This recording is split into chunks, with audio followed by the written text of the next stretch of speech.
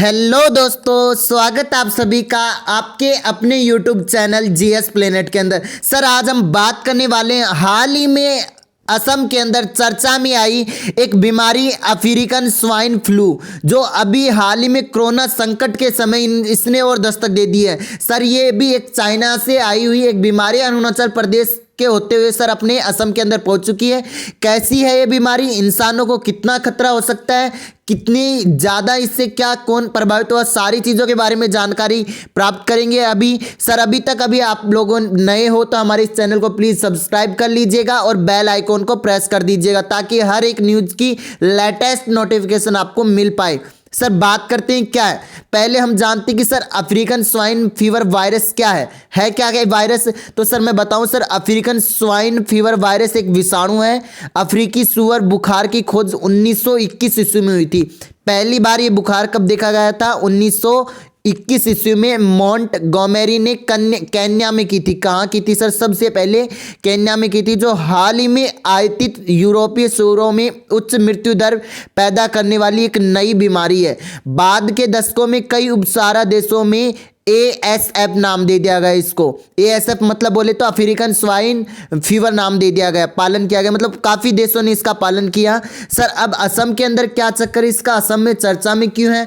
Sir मैं बता दूं, असम में अफ्रीकन स्वाइन फ्लू के कारण अभी तक 2500 से अधिक सूअरों की मौत हो चुकी है। असम के 7 जिलों में सोमवार तक करीब 306 गाँव में 3000 से अधिक सूअरों की मौत हो चुकी है। मतलब 2500 मतलब 3000 से भी ऊपर क्रॉस हो चुका है। एक और जहां राज्य सरकार का पूरा प्रशासन कोरोना वायरस महामारी से निपटने में लगा, वहीं प्रदेश में अफ्रीकन स्वाइन फ्लू मामले सामने आए पर सरकार की परेशानी एकाक बढ़ चुकी है। सरकार की परेशानी काफ़ी बढ़ चुकी है सर इस बीमारी के आने के कारण। सर मैं बता दूं कि राज्य सरकार का मानना है कि प्रदेश में पहली बार अफ्रीकन स्वाइन फ्लू का ऐसा मामला सामने आया है। यह एक घातक बीमारी है जो फिलहाल केवल घरेलू सूअरों में देखी गई है और इस फ्लू से संक्रमित सूअरों की मृत्यु दर 100% बताई जा रही है। मतलब जिस सूअर को अगर एक बार ये ऐसा रोग हो गया तो सर वो मरेगी कन्फर्म, मतलब 100% आई बात समझे, रिकवर होने की कोई गुंजाइश नहीं है। तो क्या किया जा रहा है सर इसके लिए? तो मैंने कहा sir, World Organisation for Animal Health के अनुसार अफ्रीकन स्वाइन फ्लू एक गंभीर वायरल बीमारी है जो घरेलू और जंगली सूअर दोनों की प्रभावित करती है। ये जीवित या मृत सूअर या फिर सूअर के मांस से फैल सकती है। किससे फैलती है सर? ये आपके जीवित सूअर से भी फैल सकती है, मृत सूअर से, या फिर सूअर की जो मांस खाने वाले लोग हैं उससे भी फैल सकते हैं। हालांकि इस बीमारी से जानवरों से इंसानों में नहीं फैलती है। आप लोगों के लिए बस ये एक बेनिफिट है कि सर ये इंसानों के अंदर नहीं फैलती है। आई बात समझ में? अगले पॉइंट पे मैं चलूँ सर, असम पशुधन निगम के अध्यक्ष मनोज सैकिया के मुताबिक राज्य के करीब 306 गांवों में अब तक अफ्रीकन स्वाइन फ्लू के कारण 2500 से अधिक सूअर मर चुके हैं। 2500 से ज़्यादा सूअर मर चुके हैं। इनके अधिकतर मामले ऊपरी असम के, चूँकि अब तक इस फ्लू की कोई निश्चित वैक्सीन या दवाई नहीं है। अभी तक जैसे कोरोना की बीमारी की अभी तक कोई वैक्सीन नहीं है, वैसे ही सर इसकी ASF की भी कोई नहीं है सर, अब तक वैक्सीन नहीं बनी। इसलिए हमने उन सूअरों को बचाने की रणनीति तैयार की है जो अभी तक संक्रमित नहीं हुए। जो सूअर एक दूसरे के कांटेक्ट में नहीं आए उनको बचाने की क्या कर रहे हैं सर? वो कोशिश कर रहे हैं, रणनीति बना रहे हैं। बाकी क्या, प्रभावित इलाके के 1 किलोमीटर के दायरे में नमूने इकट्ठा करके उनकी जांच कर रहे हैं। केवल उन्हीं सूअरों को मारा जाएगा जो संक्रमित पाए जाएंगे, मतलब उनको एक जगह छोड़ दिया जाएगा, उनको मारा जाएगा। पहले जांच के लिए नमूने भोपाल स्थित राष्ट्रीय उच्च सुरक्षा पशु रोग संस्थान में भेज रहे थे, लेकिन अब यह जांच हमारे पशु चिकित्सक महाविद्यालय की लैब में की जा रही है। वहीं पहले वहां भेज रहे थे आपके भोपाल के अंदर। इंसानों को कितना खतरा है सर इस बीमारी से? क्या अफ्रीकन स्वाइन फ्लू मनुष्य के शरीर में आ सकता है? तो इस सवाल का जवाब देते हुए मनोज सैकिया कहते हैं, जो अभी असम में अफ्रीकन स्वाइन फ्लू का ये पहला मामला और अब तक हमें जो जानकारी मिली उसके अनुसार ये फ्लू इंसानों में नहीं फैलता, नहीं इस फ्लू का कोविड-19 की बीमारी से कोई संबंध है। तो एक तो इंसानों में नहीं फैलता, ना कोविड-19 जो कोरोना वायरस वाली जो बीमारी उससे कोई संबंध नहीं है। इससे पहले असम के पशुपालन मंत्री अतुल बोरा ने रविवार को कहा था कि इसी साल फरवरी के अंत में अफ्रीकन स्वाइन फ्लू बीमारी का पता चला था, लेकिन इस बीमारी की शुरुआत अरुणाचल प्रदेश की सीमा से सटे चीन के जिनजियांग प्रांत के गांव से बीते साल अप्रैल में हुई थी।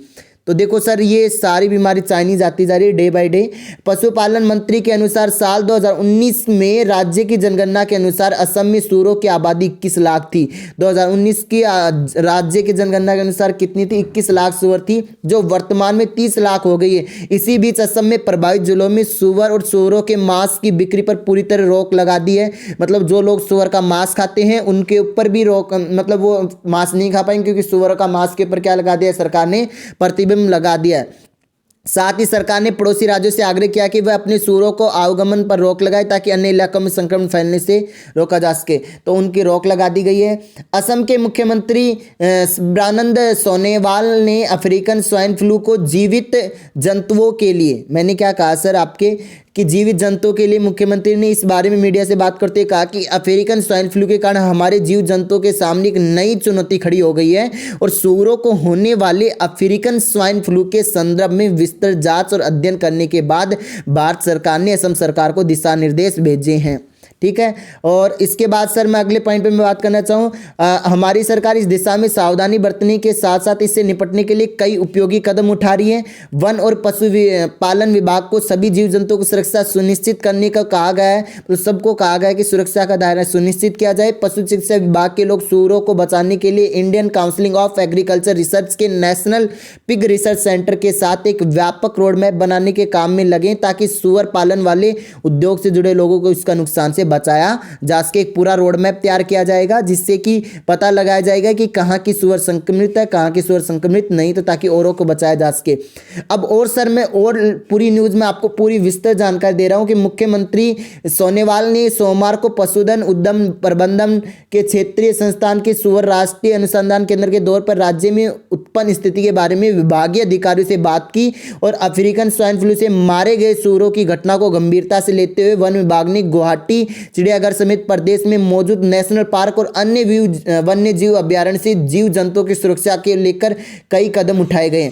असम सरकार ने वन्य मंत्री जो परिमल शुक्लवैद्य ने बीबीसी से कहा कि हमने हाल ही में प्रधान मुख्यमंत्री वन संरक्षक समेत सभी वरिष्ठ वन अधिकारियों के साथ एक बैठक की है और यह बीमारी घरेलू सूअरों से वन्य जीवों तक ना पहुंचे, इसको लेकर तमाम तरह के कदम उठाए जा रहे हैं। इसके ऊपर वार्तालाप की गई। अभी तक जो हमें जानकारी मिली है उसके अनुसार अफ्रीकन स्वाइन फ्लू केवल सूअर से कोई बीमार, तो मैं बार बार एक चीज बता रहा हूँ, केवल सूअर को, मनुष्य के अंदर इसको कोई खतरा नहीं है, लेकिन सर जंगली सूअरों के अंदर फैल सकती है, तो उसको फैलने से रोका जा रहा है। फिर भी सतर्कता के लिए वन्य प्राणियों से संबंधित सभी डिवीजन को अलर्ट कर दिया गया है।